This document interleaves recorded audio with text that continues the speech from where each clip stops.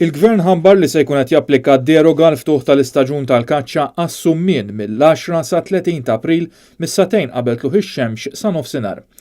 Stqarrija tal-Gvern tajt li min-naħa l-oħra l-Kumitat Ornis ma laqax it-talba mresqa mill-Federazzjoni Kaċċaturi Nassaba Konservazzjonisti sabiex tinfetaħ il-kaċċa għal gamim bir-rappreżentanti ta' BirdLife Malta u tal-ERA jivvotaw kontra, 3 membri oħra jastjenu u rappreżentant tal-FKNK biss jivvota favur.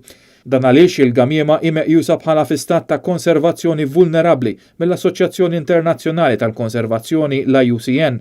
Fuq talba tal-FKNK il-Kumitat Ornis rakkomanda lill-Gvern sabiex isiru diskussjonijiet mal-Kummissjoni Ewropea sabiex ikun hemm soluzzjoni sostenibbli fir-rigward tad-deroga tal-kaċċa tal-gamiema fir-rebbija. Il-kaċċa tas-summien irregolata bi kwota nazzjonali ta' 5,000 summiena se tkun qed titneħħa l-kwota individwali tal-ġurnata kif ukoll il-kwota individwali tal-istaġun. Sarattant fi stqarrija BirdLife Malta esprimiet sodisfazzjon li l-Kumitat Ornis ara fil-vulnerabilità tal-gamiema.